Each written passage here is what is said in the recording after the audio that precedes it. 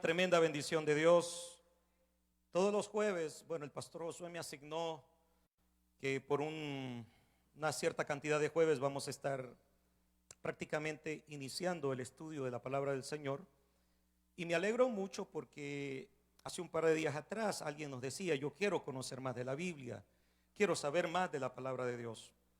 Y en realidad, hermanos, quiero decirles que la iglesia que va a sobrevivir, escuche bien esto que le voy a decir, la iglesia que va a sobrevivir en los últimos tiempos es precisamente la iglesia, primero, que está llena del Espíritu Santo de Dios, y número dos, que tiene conocimiento de la palabra. Hermanos, si no tenemos el Espíritu de Dios y no tenemos conocimiento de la palabra, vamos a ser pan comido para el diablo. Porque en realidad lo que estamos viviendo estos últimos tiempos son tan difíciles y tan peligrosos que no basta solo la buena intención o el buen corazón. Hay que a esa intención y a ese corazón hay que agregarle conocimiento, porque si no le agregamos conocimiento con buenas intenciones y con todo el corazón, podemos terminar lejísimos, pero lejos de lo que es la voluntad de Dios.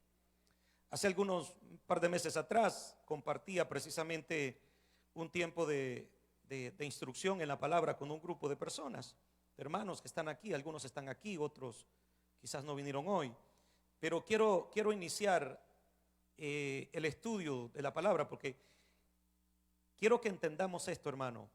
Entiéndame esto: los tiempos son difíciles. Si usted ve el panorama mundial como está, nos vamos a dar cuenta que prácticamente estamos en la recta final de los tiempos. Y el problema es que una de las grandes características de los últimos tiempos es que se iban a amontonar maestros, se iban a amontonar personas que tratan de enseñar las escrituras, pero que la iban a torcer, la iban a tirar por otro lado. Hace quizás, déjenme ver, para ser exacto, el día domingo, una jovencita se acercó a mí y me dijo: pastor, yo quiero hablar con usted un tema. Y ya me comenzó a plantear el escenario y me dice: yo soy compañero de una persona que yo estimo mucho, varoncito, estamos en la universidad, y este muchacho hace poco está enfrentando una serie de dificultades muy grandes. Y yo le pregunté: ¿a qué te refieres? Y me dice: es precisamente con la ideología de género, con la corriente de filosofía de la LGTB, en donde el unirse a otra persona del mismo sexo no hay ningún problema. Y me dice, y la cuestión es que él dice ser cristiano, él es cristiano, se ha crecido en la iglesia y ahora está confundido y no deja de confundirme, me dijo ella, porque no sé realmente cómo responder y cómo aconsejarle, porque sus papás son cristianos muy firmes, muy radicales, y precisamente no aceptan eso. Y él se siente totalmente frustrado, pero dice que eso no es malo delante de Dios. Entonces, yo le digo: hija, ¿cuál es el argumento más fuerte que ellos utilizan? Bueno, sencillo, me dice. El argumento más fuerte que ellos utilizan es que Dios es amor. Primero, Dios es amor. Y dicen ellos, me dice, que el amor más puro que puede haber sobre la faz de la tierra es el amor entre personas del mismo sexo. ¿Por qué? Porque a pesar de que saben de que no pueden procrear familia, sin embargo se aman. Y me dice: y Dios no puede condenar a alguien por amar a otra persona. Y cuando yo comencé a escuchar esos argumentos, que el amor más puro es el amor que se puede tener entre dos personas del mismo sexo por el simple hecho de que no se juntan para procrear, sino que se juntan para convivir como una pareja, yo dije: Señor, ¿cuánta necesidad hay de profundizar en las escrituras? Porque cuando nosotros vemos ese cuadro, en realidad a mí me asombra, porque usan ciertos pasajes de la Biblia donde dice que Dios es amor, y si Dios es amor, entonces quiere decir que Dios está en medio de una relación de ese tipo, porque como lo que sienten es amor y Dios es amor, entonces no están fuera de la voluntad de Dios. Y esas son las artimañas que el diablo está utilizando. Siempre el diablo fue experto en torcer las escrituras. ¿Se recuerdan ustedes cuando Jesús fue tentado? Le dijo: mira, Tírate del templo, de la punta del templo. Y allá en el Salmo 91 dice que a sus ángeles mandará cerca de ti para que tus pies no tropiecen. En otras palabras, tírate de allá y los ángeles van a cacharte. ¿Era bíblico? Sí, es bíblico. Pero nada más que el diablo estaba utilizando las escrituras torcidamente, con el fin de que Jesús obedeciera a lo que él estaba diciendo. Por eso el Señor le dice: apártate de mí, Satanás, porque escrito está: no tentarás al Señor tu Dios. Ahora, vemos la necesidad, hermano, de que la iglesia entre en un discipulado muy intenso de las escrituras. Porque lo único que nos mantiene firme en medio de las tempestades y en medio de la adversidad es tener el Espíritu de Dios dentro de nosotros y tener conocimiento de las escrituras. Si esas dos cosas no están en una iglesia, lastimosamente las emociones cambian, el sentimiento cambia, todo es variable, pero la palabra de Dios no es variable. La palabra de Dios es eterna. Por eso yo quiero llevarlos al libro de Oseas, Antiguo Testamento. Está antes de Joel, después de Daniel. Daniel, Oseas. Y quiero hablar un poquito acerca de destrucción por falta de conocimiento. ¿Cuándo es que uno perece? Cuando uno tiene falta de conocimiento. Por ejemplo, me llamó tanto la atención hace quizás unos 5 o 6 años, un señor que con el fin de hacer un bien terminó prácticamente en la muerte. El Señor veía que había una rama que estaba haciendo como chispas en uno de los cables primarios del tendido eléctrico. Y él dijo: me voy a subir y voy a tratar de cortar la rama. Lógicamente, los cables que son primarios, tienen como un círculo que no lo vemos, pero tiene como un círculo alrededor del cable que tiene corriente. A cierta proximidad uno puede tocar y el mismo cable lo jala y lo aprisiona. Lógicamente él no sabía eso, y con el fin de hacer un bien, por la ignorancia, quiso cortar la rama, y cuando tiró el machetazo, el cable le jaló su machete y lógicamente lo pegó y lo soltó hasta que lo había carbonizado. ¿Qué le faltó a él? Falta de conocimiento. ¿Cuántas personas mueren por la falta de conocimiento?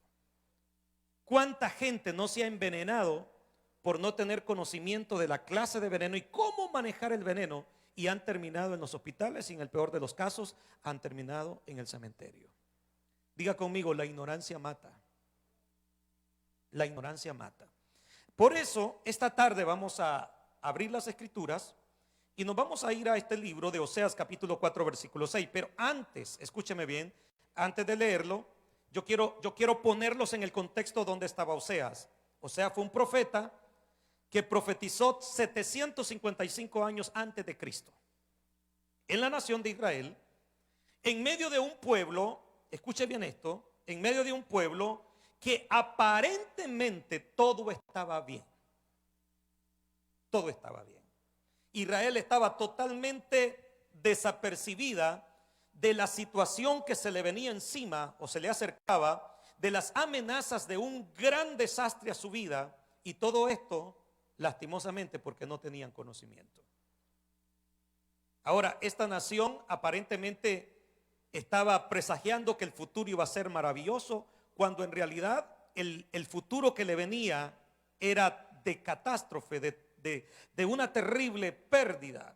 Ahora, ¿qué les hacía entender a ellos que nada iba a pasar? Bueno, el reino tenía paz, no tenían guerra. El reino tenía abundancia, tenía prosperidad. O sea, alguien que está en abundancia, en prosperidad y tiene paz, le parece que todo el tiempo va a estar así. Entonces ellos no tenían estaban totalmente desapercibidos de lo que se aproximaba. ¿Por qué cosa? Porque en realidad ellos no conocían la escritura. Les faltaba conocimiento. Entonces esto lo llevó a ellos, de una u otra forma, lo llevó a estar desapercibidos y sutilmente el pueblo comenzó a entrar en una anarquía, es decir, cada quien hacía lo que quería. Y más tarde, esa anarquía les propició el colapso de la nación. Porque mucha gente se aleja de Dios porque todo va bien. El hombre está pecando y no le pasa nada en el momento y dice, no, todo está bien. El hombre se extravía de Dios y le parece que nunca su pecado lo va a alcanzar. Lo que pasa es que ignoran las escrituras. Le voy a poner un ejemplo. Lo que yo estoy viviendo hoy en día, y eso lo hablaba con el hermano Víctor un día de estos, lo que yo estoy viviendo hoy es lo que sembré en el tiempo atrás. Lo que yo estoy cosechando ahorita es lo que sembré en el pasado. Y lo que voy a cosechar el día de mañana es lo que estoy sembrando hoy. Pero mucha gente, a falta de conocimiento, comienza a pecar ahorita, comienza a descarriarse ahorita, y como no ve resultados inmediatos de su descarrío, le parece que todo está bien. Y dice, bueno, me fui a acostar con la mujer que no era mi mujer y no me pasó nada. Hice tal cosa y nadie se dio cuenta. Y al contrario, me estoy yendo bien. Lo que tú no sabes es que posiblemente lo que está pasando hoy lo sembraste en el pasado, hiciste buena siembra. Y los frutos que estás recogiendo está bueno. Pero lo que estamos sembrando hoy lo vamos a cosechar el día de mañana. ¿Por qué digo esto? Porque hay mucha gente que habiendo sembrado cosas malas en el pasado y se arrepiente, dicen ellos, bueno, eso quiere decir que ya no me va a pasar ninguna factura. Viene, la factura viene, las consecuencias vienen. El amor de Dios nos perdona. El amor de Dios nos restaura. Es más, Dios llega a tener tanta misericordia de nosotros que muchas veces las consecuencias son pocas en comparación a lo que sembramos. Pero quiero decirle que es importante tener conocimiento, que la palabra del Señor enseña que todo lo que el hombre sembrare, ¿qué pasará? Eso también segará. Por eso es necesario comenzar a hacer buenas siembras hoy en día. Ahora, escucha esto. Oseas describe el tipo de sociedad en el que el pueblo de Israel estaba. O sea, cómo era la comunidad de Israel. Primero, habían líderes corruptos. Segundo, una inestabilidad familiar.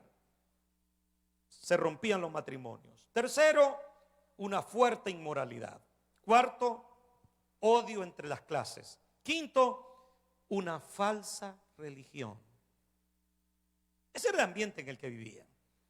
Pero había paz, había prosperidad y ellos tenían abundancia. Entonces, decían ellos, bueno, quiere decir que lo que estamos haciendo ahorita está perfecto. Entonces, ¿de qué tenemos que preocuparnos? Sigamos el mismo estilo de vida que vamos a seguir de la misma manera. Entonces, aparece Oseas en la escena y comienza a decirle a la nación de Israel lo que pronto vendría. Por eso váyase al capítulo 4 de Oseas y leámoslo. Miren lo que dice: oí palabra de Jehová, hijo de Israel, porque Jehová contiende con los moradores de la tierra, porque no hay verdad, ni misericordia, ni conocimiento de Dios en la tierra. ¿Qué no había? No había verdad, no había ¿qué cosa? Misericordia, y no había ¿qué? Conocimiento. Tres cosas no habían en la tierra. Ahora, dice el versículo 2: perjurar, mentir, matar, hurtar y adulterar prevalecen, y homicidio tras homicidio sucede. Eso era lo que se vivía. Pero había paz, sí. Relativamente la nación no estaba en guerra con otros pueblos. Había abundancia, sí. Pero la abundancia nunca es señal de que estamos bien con Dios. Eran prósperos, por supuesto, pero tampoco la prosperidad es señal de que estemos bien con Dios. Este pueblo estaba totalmente descarriado. Versículo 3: por lo cual se enlutará la tierra y se extenuará todo morador de ella con las bestias del campo y las aves del cielo. Y aunque los peces del mar morirán, y aún los peces del mar morirán. 4: ciertamente hombre no contienda ni reprenda a hombre, porque tu pueblo es como los que resisten al sacerdote, Caerás por tanto en el día y caerán también contigo el profeta de noche y a tu madre destruiré. Versículo 6, y aquí viene donde yo me voy a basar hoy. Mi pueblo, ¿qué dice? Fue destruido porque le faltó conocimiento. Por cuanto desechaste el conocimiento, yo te echaré del sacerdocio, y por cuanto olvidaste la ley de tu Dios, también yo me olvidaré de tus hijos. Hay tres, óigame bien esto, yo puedo identificar tres causas por las cuales hay ignorancia o hay falta de conocimiento. Número uno, no tengo acceso a la información. Y si yo no tengo acceso a la información, entonces, ¿quién me lo puede enseñar? Si no hay quien me lo enseñe, si no hay quien me lo diga, entonces difícilmente puedo obtener la información. Pero esa información yo la necesito, pero como no la tengo a la mano, me vuelvo un ignorante. Entonces es falta de conocimiento.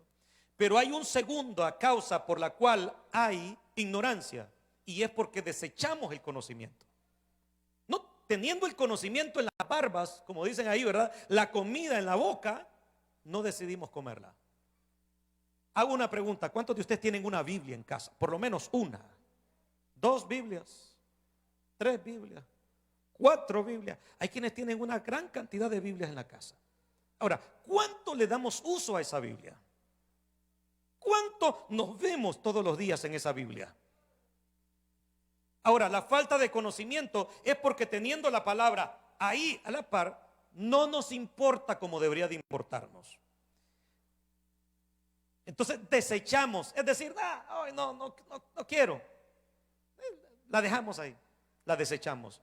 Y lo otro es que hay personas que aún teniendo el conocimiento, actúan sin él. Se olvidan. Por eso dice el Señor: por cuanto desechaste la ley, yo te quito el sacerdocio. ¿Qué somos nosotros, pueblo de Dios? ¿Qué dice el apóstol Pedro que somos nosotros? Mas vosotros sois linaje escogido. ¿Qué dice más? Real sacerdocio. Entonces viene Dios y dice: por cuanto no apreciaste el conocimiento, desechaste el conocimiento, entonces yo te quito del sacerdocio. Es decir, no fungimos como lo que somos. Viene Dios y dice: no me sirves así. No te puedo hacer un sacerdote si no te interesas en mi palabra. O sea, ¿y qué es lo que hace un sacerdote? Pues que no es predicar, que no es enseñar, que no es ministrar. ¿En base a qué? En base a la palabra, en base a la escritura. Pero si yo desecho el conocimiento de la escritura y no me importa la escritura y yo no le hago caso a la escritura, entonces ¿qué vamos a enseñar? ¿Qué vamos a ministrar? Dígame usted. Perdemos el sacerdocio. Y por cuanto olvidaste mi ley, olvidar quiere decir que un tiempo la conocimos, la practicamos, pero después poco a poco se nos fue olvidando. ¿Qué dice el Señor acerca de eso? Por cuanto me olvidaste la ley de tu Dios, también yo me olvidaré de tu descendencia. Mis amados, la catástrofe más grande que nos puede pasar es ser ignorantes. Y en pleno siglo XXI no nos podemos dar ese lujo. ¿Por qué razón? Porque fácilmente vamos a caer presa de muchas personas que con astucia, dice la misma escritura, tratan de enredarnos para poder sacar provecho de nosotros. Pero ustedes, dice el Señor, sean sobrios, sean entendidos, sean personas que no fácilmente corren tras la mentira. Pero ¿cómo puedo saber qué es mentira? Bueno, cuando conoces la verdad. Yo puedo identificar la mentira cuando tengo la verdad. ¿Y cuál es la verdad? La palabra, hermano. Ahora, quiero darle a usted, y yo quiero que se ponga así la pila, porque si usted anda en el teléfono algo en que anotar, llévese estos pasajes de la Biblia para que los estudie en casa. ¿Por qué es necesario el conocimiento de las Escrituras? Váyase conmigo a San Juan capítulo 5 versículo 39. ¿Por qué necesito yo conocer las Escrituras? San Juan 5:39. Le voy a dar por lo menos 5 razones por las cuales el pueblo de Dios no puede darse el lujo de ser ignorante. Número 1, Juan 5:39. ¿Qué dice la palabra ahí? ¿Quién me lo puede gritar desde ahí donde están? Escudriñad, ¿qué dice? Las escrituras, porque a vosotros os parece que en ella, ¿qué tenemos en ella? Tenéis la vida eterna y ellas son las que dan testimonio de mí. Entonces, ¿por qué? Porque la palabra tiene un contenido que ningún otro libro tiene. Mire, hay libros de cocina, hay libros, por ejemplo, para los que les gusta hacer pasteles, como el caso de Iliana, hay libros que te hablan de cómo decorar un pastel, hay videos que te hablan de cómo hacer algo, cómo manejar una cámara, cómo aprender a hacer cosas. Pero la Biblia nos enseña 2 cosas. Número 1, nos dan testimonio del Padre y nos enseñan el camino a la vida eterna. ¿Por qué hay tantas personas siguiendo religiones equivocadas? Porque no conocen las escrituras. Simplemente van tras la persona que les dijo que debían de hacer algo y se vuelven no miembros del cuerpo de Cristo, no miembros de la iglesia de Cristo, sino se vuelven miembros de una organización que tiene sus propios intereses, que tiene su propia filosofía, y terminan dedicando su vida en un camino totalmente torcido que no es el de Dios. ¿Pero por qué? Porque ignoran las escrituras.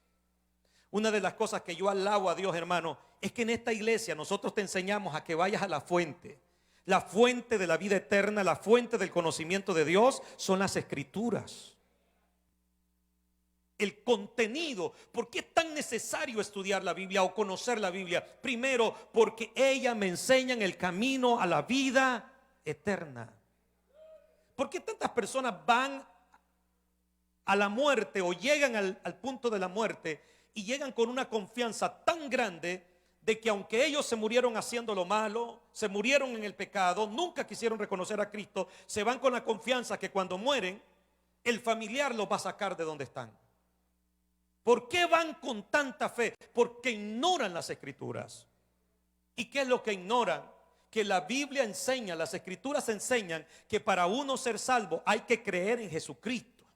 Hay que recibirlo en el corazón, hay que creer con el corazón y con la boca se confiesa para salvación. Pablo decía, cerca de ti está esto, la palabra. La palabra, lo que tú puedes hablar en tu boca y en tu corazón. Y esta es la palabra de fe que predicamos, que si confesares con tu boca que Jesús es el Señor y creyeres en tu corazón que Dios le levantó de los muertos, ¿qué dice la Biblia? Serás salvo. Ahora, si a mí viene alguien diciéndome que tengo que hacer otra cosa para ser salvo, el tal es mentiroso, porque la Escritura a mí me dice cómo puedo ser salvo y por medio de quién puedo ser salvo. La Biblia dice, el apóstol Pedro decía, y en ningún otro, usted se sabe ese pasaje de la Biblia, diga conmigo, y en ningún otro hay salvación, porque no hay otro nombre bajo del cielo dado a los hombres en quien podamos ser salvos, solamente, ¿cómo se llama? Cristo. Cuando viene alguien y me dice, mire, usted para ser salvo tiene que pertenecer a mi iglesia, mentiroso, farsante. Usted no se salva por venir a Ministerios Emanuel Internacional. Usted no se salva por estar escuchándonos a nosotros. Usted se salva porque un día usted le abrió el corazón a Cristo. Confesó con su boca que lo hacía su Señor y su Dios. Venga a esta iglesia o no venga a esta iglesia y se congregue en otra congregación donde le predican a Cristo, usted es salvo. Nosotros somos tan salvos como los apóstoles y profetas, como la iglesia de Dios, como la iglesia bautista, como los del Príncipe de Paz, como cualquier otra organización que tienen a Cristo como el centro de su vida. Nosotros también estamos ahí. Por eso cuando alguien trate de desanimarlo a usted y decirle, es que nadie sabe si va a ser salvo, yo sí sé que voy a ser salvo. Porque yo he conocido a Cristo, le abrí mi corazón a Cristo. Cuando yo tenía 12 años, yo le abrí mi corazón a Cristo. Y hasta el día de hoy estoy en pie. He cometido muchos errores, sí, como todas las personas cometemos. Pero yo confío en la palabra de Dios, en lo que escribe el apóstol Juan. Y dice: hijitos míos, esto les escribo para que no pequen. Pero si hubiesen cometido pecado, abogado tenemos para con el Padre, a Jesucristo el justo. Cuando yo conozco las Escrituras y me he equivocado, yo sé que mi remedio no es retirarme de la iglesia. La solución no es irme lejos de la congregación. La solución es acercarme al Señor, ir a la misericordia de Dios y pedirle perdón, decirle: Señor, límpiame con tu sangre. Y la Biblia dice: y la sangre de Jesucristo. ¿Qué sangre? La sangre de Cristo. Aunque los hermanos no me perdonen, pero si Cristo me perdona, es Él el que tiene las llaves del cielo. Ve qué importantes son las Escrituras. Ellas revelan quién es el Padre, pero también nos revelan el camino a la salvación. ¿Quieres conocer más a Dios? Acércate a las Escrituras. ¿Quieres que el Espíritu Santo te revele más la presencia de Dios en tu vida? Las Escrituras. Las Escrituras. Métanse. Ay, hermano, es que me da sueño. Fíjate que yo pongo la Biblia así, mire, y apenas voy arrancando leyendo versículos. A veces la Biblia es mejor que la Rivotril, ¿verdad? ¿Cuántos usan Rivotril? que esas pastillas para dormir. Hay quienes usan la Biblia así, pero hermano, y usted me dirá: pastor, ¿por qué es que me da sueño cuando leo la Biblia? Primero, estás en el lugar equivocado. ¿Cómo así, pastor? Posiblemente agarras una hamaca, te acostás y agarras la Biblia. Cuando el cuerpo sabe que está en una hamaca, sabe que va a descansar. Y en el peor de los casos, hay quienes se van a leer la Biblia a la cama. Diga conmigo: mal lugar. Uno va a la mesa y, si es posible, enciende todas las luces. Porque si tú la lees con luz tenue, ay, hermano, rapidito está con la cabeza toda torcida. No vas a leer nada. Uno tiene que buscar el mejor horario. Uno tiene que buscar la mejor posición, de preferencia en una silla. ¿Cómo se estudian las Escrituras? Se va a buscar una mesa donde haya suficiente luz, a la hora que estés más despierto, más activo, ¿verdad? Con un cuaderno al lado, de ser posible el teléfono, no para estar chateando, sino por cualquier palabra que tú no entiendas, vas y lo buscas. Lo busca. Bendito Dios por San Google, ¿va? Nos dice de todo. Entonces ahí mete la palabra. ¿Y qué quiere decir inmarcesible? No se me ocurre. Dice Pedro que tenemos una herencia que no se contamina, que no se corrompe. Pero esto de inmarcesible, ¿qué quiere decir? Inmarcesible, sinónimo, que no se marchita. Ya.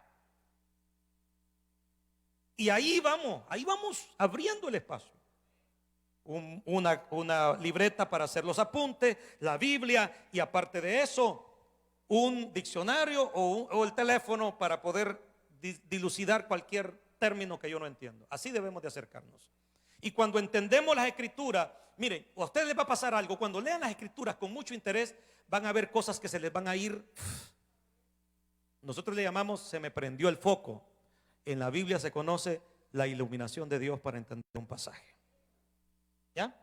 Entonces, en primer lugar, se deben de estudiar las Escrituras, o se debe tener conocimiento de las Escrituras por su contenido: salvación y conocimiento de Dios. Número 2, Salmo 119. Váyase conmigo al capítulo más largo de la Biblia. Salmo 119, versículo 98, 97. Vea usted, ¿por qué debo de tener conocimiento de las Escrituras? Primero, por su contenido. Segundo, por el efecto. ¿Cuántos saben que la palabra de Dios tiene un efecto en nosotros? Eso es como cuando a usted le aplican un medicamento. ¿Cuántos se han puesto complejo B12 en la vena? Cuando ese líquido, cuando ese complejo le está entrando a usted, usted siente el sabor del medicamento en la lengua, ¿verdad? Si usted se toma una doloneurobión, por decir algo, a usted le queda una sensación bien rara del complejo B en la boca. Uno siente la boca un poco rara. Lo mismo pasa con las Escrituras. Alguien que se acerca a la Biblia le va a quedar alguna sensación de Dios dentro de su corazón, lo que provoca, el efecto que provoca. Miren lo que dice la palabra del Señor. ¿Se acuerdan de este pasaje que el pastor Emilio nos enseñó a que lo aprendiéramos? Oh, cuánto amo yo tu ley. Todo el día es ella mi meditación. Versículo 98. Miren los efectos que causa. Me has hecho más sabio que mis enemigos con tus mandamientos. ¿Cuáles son los mandamientos? Las escrituras. Si usted ama la palabra y estudia la palabra, usted será más sabio de que los que le quieren hacer daño a usted.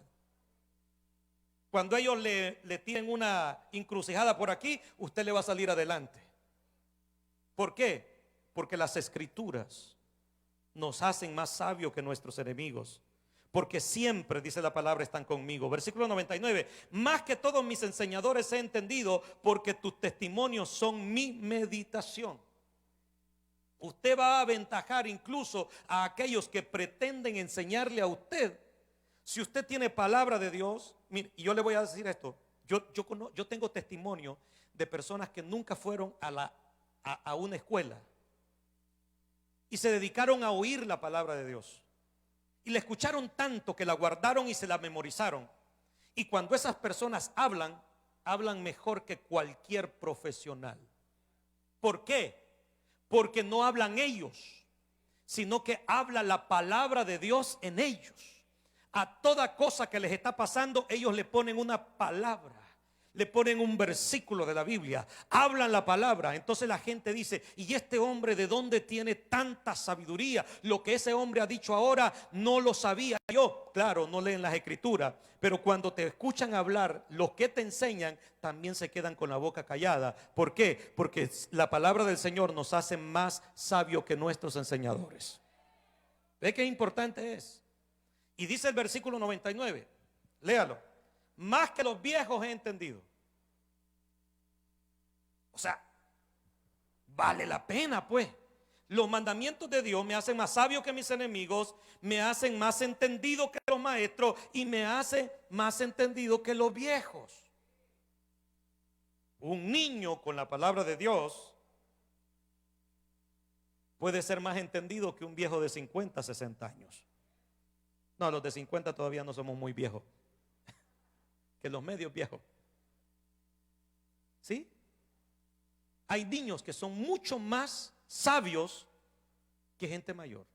¿Por qué? Porque tienen los dichos de Jehová en su vida. Y mire lo que dice: porque han guardado los mandamientos. Versículo 103, más abajo: cuán dulces son a mi paladar las palabras, más que la miel a mi boca. Y dice el versículo 104: de tus mandamientos he adquirido, ¿qué cosa? El que lee la Biblia es inteligente. Mejora nuestra inteligencia. Por tanto, he aborrecido todo camino de mentira. Cuando tú tienes conocimiento de las escrituras y la practicas, te evitas meterte en lugares donde no tienes que meterte y hacer cosas que no tienes que hacer. O sea, eres inteligente. Te vuelves inteligente. Y dice aquí, versículo 105: lámpara es a mis pies tu palabra y lumbrera ¿a qué? A mi camino. ¿A qué camino? Al camino de la vida, hermano. Es decir, que quien lee las escrituras, quien conoce las escrituras, no andará en tinieblas. Diga conmigo: no andaré en tinieblas. Versículo 114: mi escondedero y mi escondedero y mi escudo eres tú. En tu palabra, ¿qué dice? En tu palabra he esperado. O sea, tenemos algo en quien confiar. Versículo 116: susténtame conforme a tu palabra. ¿Y qué pasará? Y viviré, y no quede yo avergonzado de mi esperanza. Y el último versículo que leemos, 130: la exposición de tus palabras alumbra, hace entender a quienes, a lo simple. Hermano, la palabra, el efecto que tiene la palabra. Quiero hacerle una pregunta: ¿cuántos de ustedes al leer la palabra han sentido que han agarrado fuerzas? O sea, les ha quitado el desánimo y se han puesto de pie. Hermano, cuando uno, por ejemplo, cuando uno está pasando por una serie de problemas, de dificultades, ¿cuántos han de memoria han dicho el Salmo 23, por ejemplo? No sabemos el Salmo 23, ¿verdad? Es ahí la importancia de conocer y memorizar la palabra. Cuando yo estoy pasando por serias dificultades y me parece que voy por un desierto, me pasó esto ayer, en la siguiente semana me pasó esto, y uno dice, hermano, un problema no viene solo, mire, he pasado esto y esto. Pero cuando uno lee el Salmo 23 y dice, Jehová es mi pastor, nada me faltará. En lugares de delicados pastos, ¿qué dice? Me hará junto a aguas de reposo, confortará mi alma, me guiará por sendas de justicia por amor de su nombre. Sí, pero mira el diagnóstico que te han dado: no me importa, aunque ande en valle de sombra y de muerte, no temeré mal alguno, porque tú estarás conmigo. ¿Cuántos saben de que Dios está con nosotros? Tu vara y tu cayado me infundirán, ¿qué cosa? Y no solamente eso, sino que preparas mesas delante de mí en presencia de mis angustiadores. Unges mi cabeza con aceite, mi copa está rebosando. Cuando yo agarro ese salmo y quiero conocer ese salmo, quiero entender ese salmo, me doy cuenta que ese salmo tiene, por una parte, tiene la realidad que vivía un pastor con sus ovejas, pero por la otro lado tiene la realidad que vivía la nación de Israel siendo una persona hospedada en una casa. ¿Cómo así, pastor? Cuando dice preparas mesas delante de mí en presencia de mis angustiadores, es que en la nación de Israel había una costumbre que cuando alguien, un forastero, llegaba a tu casa y tú lo hospedabas, el dueño de la casa tenía que responder por ese huésped. Y no solamente responder, tenía que servirle comida, tenía que lavar sus pies, tenía que ungir su cabello con aceite, tenía que tratarlo a las mil maravillas. Es más, si a ese forastero lo llegaban para quererle hacer daño, el primero que salía a la defensa era el dueño de la casa. Y ningún enemigo podía entrar a la casa de una persona a menos de que el dueño le diera permiso. Por eso dice él, vine aquí. La idea que da ese salmo es que había entrado a la casa de alguien, y ese alguien le estaba preparando una mesa, pero él traía enemigos que lo venían siguiendo, y los enemigos andaban alrededor de la casa viendo, mientras él estaba disfrutando de un manjar que el dueño de la casa le había preparado. Los enemigos andaban rodeándolo, andaban viendo por dónde, esperando que saliera, y mientras él estaba bien comido, los enemigos estaban con hambre afuera. Por eso dice, preparas mesas delante de mí en presencia de mis angustiadores. La pregunta es, si a esa persona la andaban siguiendo, tonto era si se salía de la casa, porque el hospedador no podía correrlo. Más bien el hospedador le decía, quédate una semana más, ¿por qué no te quedas un mes más? Y cuando veían que llevaban mucho tiempo, pues quédate conmigo aquí en la casa. Y lo mismo hace Dios con nosotros. Por eso dice el que habita el abrigo del Altísimo, ¿qué dice? Morará bajo la sombra. Hermano, esta es una casa de refugio. Los brazos del Señor, cuando tú vienes a Cristo, vienes a morar con Cristo. Y el que te defiende es Cristo. Y el que te prepara mesas delante de los enemigos que tú tienes se llama Cristo Jesús. Diga conmigo, ni tonto me voy de aquí. Si aquí estamos bien, pues. Pregúntale que tienes al lado, ¿te sientes bien? ¿Nos trata bien el Señor? ¿Será que tenemos que ir al mundo allá a meternos en lío y grandes problemones para después volver a regresar otra vez a la casa de Dios? Mira, si tú te sales, el diablo te harta. No te está esperando con cosas buenas.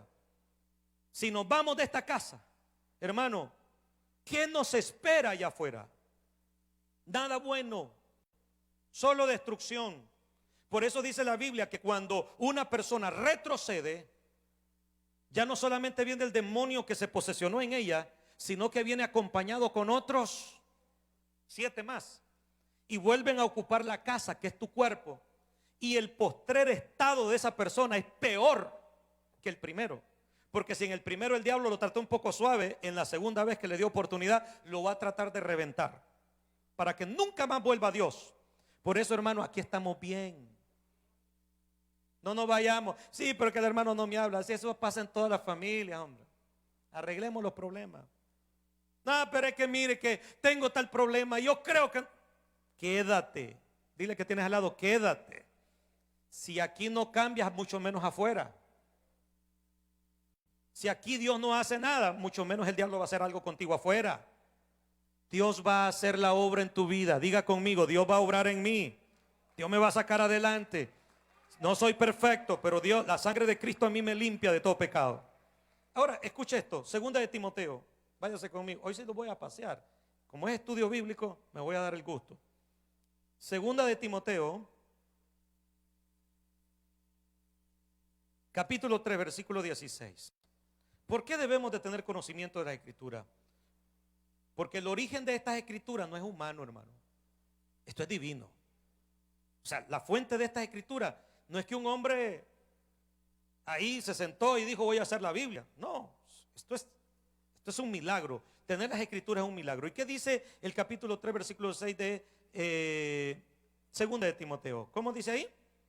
Toda la Escritura es inspirada por Dios y útil. ¿Para qué? Bueno, para enseñar, para redarguir, para corregir, para instruir en justicia. ¿Y cuál es el propósito? A fin de que el hombre de Dios sea maduro, perfecto quiere decir maduro, enteramente preparado para realizar todo buen acto. ¿De dónde procede mi buena conducta? Del conocimiento de la palabra. ¿Y por qué? Porque esa palabra no es humana, esa palabra es divina. Y usted dice, pastor, ¿y no fue un solo hombre que escribió la Biblia? No. Según la historia lo escribieron 40 a 41 autores. ¿Y cuánto tiempo tardó, pastor? 1500 años. En un espacio de 1500 años se escribió toda la Escritura. ¿Y cuántos participaron? Los 40, 41. De diferentes niveles, de diferentes estratos sociales, en diferentes tiempos, pero hay un milagro que todos hablan de lo mismo. ¿Por qué? Porque el autor es el mismo. Simplemente los instrumentos que utilizó para traer la palabra no fueron los mismos. Utilizó reyes, utilizó gente muy boyeros, utilizó pescadores, utilizó médicos, utilizó muchas personas de diferentes estratos sociales en un espacio de 1500 años, y que después alguien tomó todos los escritos y los puso en un solo libro que se llama Santa Biblia. Y ahí está la Escritura, es una biblioteca. Entonces, ¿y la Biblia qué es? No es más que el manual de vida que nosotros necesitamos. Yo quiero decirle algo a usted, nunca la Escritura fue traída para demostrar que Dios es Dios. No es el libro que nos demuestra la veracidad de Dios, no. A Dios lo podemos ver en cada detalle de la naturaleza. Ese libro fue dado para que nosotros, escúcheme bien, supiéramos cómo vivir la vida aquí en la tierra, para que estuviéramos preparados para la eternidad. Entonces diga conmigo, toda la Escritura es útil. Por eso tengo yo que estudiarla. ¿Y útil para qué? Cuando la Biblia dice aquí claramente en el versículo 16, dice toda la Escritura es inspirada por Dios y útil para enseñar, nos enseña, para redarguir, es decir, nos señala, pues. Cuando tú lees la Biblia a veces sientes la reprensión que la Biblia te hace. Te señala tu pecado. Redarguir es que te hace un autojuicio. No necesitas que nadie te regañe. La Biblia dice redarguir para corregir, endereza nuestro camino, para instruir en justicia. ¿Con qué propósito? Con el propósito de que lleguemos a ser personas maduras, responsables de nuestra vida. Entonces por eso tenemos que tener conocimiento. Y cuarto lugar, Mateo 4:4. San Mateo capítulo 4, versículo 4. Aquí vamos a aprender a usar la Biblia. ¿Quién lo encontró ya? Primer libro del Nuevo Testamento, San Mateo capítulo 4, versículo 4. Los que andan dispositivos rápido lo encuentran. Mateo 4:4 al 10. Dice la Biblia, y respondió Jesús, Y respondió y dijo, y él respondiendo y dijo, Jesús, escrito está. ¿Qué le dice? No solo de pan vivirá el hombre, sino de toda palabra que sale de la boca de Dios. Entonces el diablo le llevó a la santa ciudad y le puso sobre el pináculo del templo y le dijo, si eres el Hijo de Dios, échate abajo, porque escrito está en el Salmo 91, a sus ángeles mandará cerca de ti y en sus manos te sostendrán para que tu pie no tropiece en piedra. Salmo 91, 11 y 12, bíblico el diablo. Y Jesús le dijo, escrito está, no tentarás al Señor tú. ¿Y dónde estaba? En Deuteronomio capítulo 6, versículo 16. Otra vez le llevó el diablo a un monte muy alto y le mostró todos los reinos del mundo y la gloria de ellos. Y le dijo, todo esto te daré si postrado me adorares. Entonces Jesús le dijo, vete Satanás, porque escrito está, al Señor tu Dios adorarás y a Él solo servirás. Entonces, ¿por qué? ¿Por qué es necesario tener conocimiento? Por el poder de las Escrituras. Diga conmigo, las Escrituras tienen poder. Cuando estés frente a un problema, cita las Escrituras y cítalas con autoridad. Cuando el diablo llegue a quererte dañar, dile, escrito está, pero que sea cierto, hermano. No esté inventando, porque Dios no responde por lo que usted inventa, Dios responde por lo que Él ha dado en su palabra. Yo me recuerdo que había mucha gente que decía, no, ya usted sabe, pastor, que la Biblia dice, ayúdate que te ayudaré. ¿Dónde está? Y como dice la Escritura, ¿verdad? El que anda en la miel al se le pega. ¿Cómo? Eso no.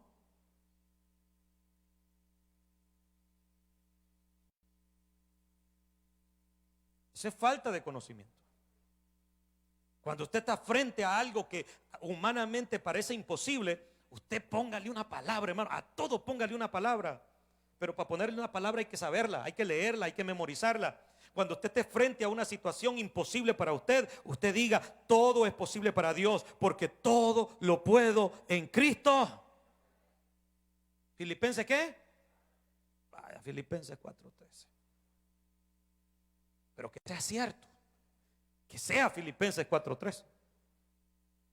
No le vaya a pasar a ustedes como un bolito que se metió en una reunión de pastores y nadie lo había notado porque disimulaba bien el guaro, y se metió y entonces sirvieron la mesa y a un pastor al que estaba coordinando dijo, bueno, dijo, para tener derecho a la comida vamos a decir un versículo de la Biblia de memoria y el pasaje. Y todos los pastores comenzaron y él dijo, ¿y ahora cómo hago yo? Él se llamaba Matías. Cuando le tocó el turno a él, dijo, bueno, yo voy a decir uno, dijo,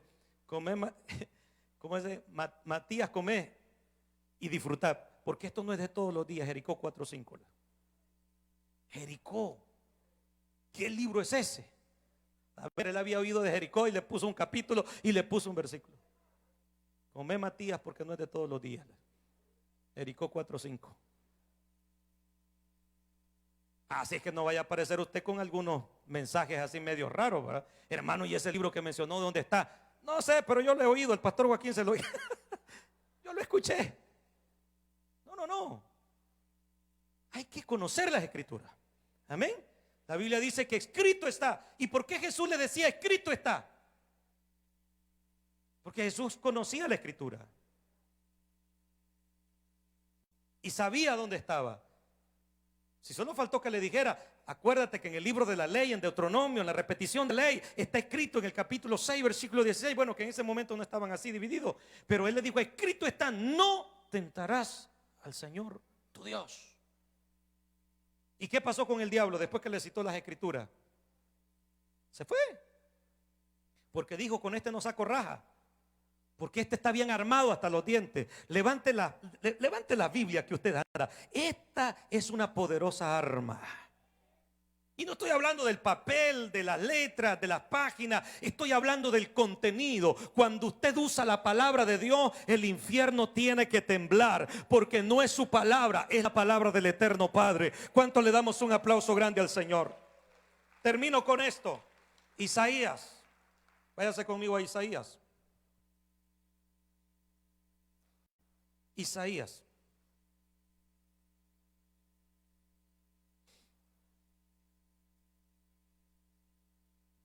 Váyase ahí por los capítulos 40.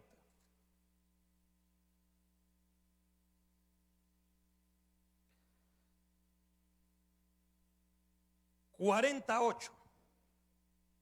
Escuche esto es poderosísimo. ¿Por qué necesito el conocimiento de las Escrituras?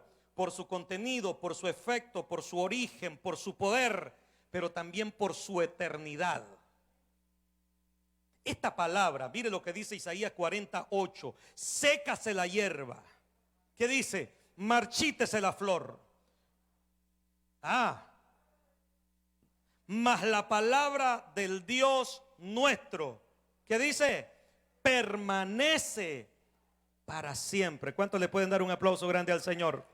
Esta palabra tiene eternidad.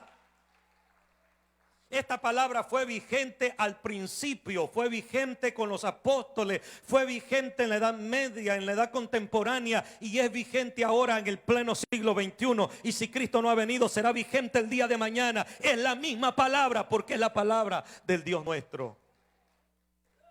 Esta palabra le sirvió a muchos hombres para predicar en el antiguo tiempo, y nos sigue sirviendo a nosotros para predicar en este tiempo, y le va a servir a las siguientes generaciones. Si es que Cristo no viene todavía, le servirá a las siguientes generaciones para poder seguir predicando, porque esta no es palabra de hombre. Usted y yo nos morimos, los reyes poderosos se mueren, las culturas pasan, los reyes pasan, los hombres poderosos pasan, todo se muere, todo lo que usted puede ver tiene un tiempo de caducidad. Si tiene un tiempo de inicio, tiene un tiempo en el que va a ser desechado. Pero la palabra que nosotros tenemos, la palabra de Dios, permanece para siempre. Séquese la hierba, marchítese la flor, mas la palabra del Dios nuestro permanece para siempre. Mi amado, simplemente lo que he querido dar este jueves es del por qué es necesario el conocimiento. Si tú no tienes conocimiento de las Escrituras, cualquiera te va a agarrar de la mano y te va a decir: vení, aquí está la verdad. Y ahí vamos a ir todos como: ¿cuál? Y va a haber otro que te va a agarrar y te va a decir: vení, aquí tengo la verdad. No. Hermano, la verdad no la tiene nadie. La verdad está aquí. Esta es verdad. Lo que este libro dice que debes de hacer, hazlo, porque serás prosperado. Por eso el Señor le dijo a Josué: nunca, diga conmigo, nunca. Y nunca es nunca. En tiempos buenos, en tiempos malos, cuando eras un don nadie y ahora que eres alguien especial, cuando no tenías un 5 partido por la mitad y cuando llegues a tener mucho dinero porque Dios te prospere, nunca se apartará de tu boca. ¿De dónde? De tu boca. No dice de tu librera. No dice de tener una Biblia en el escritorio.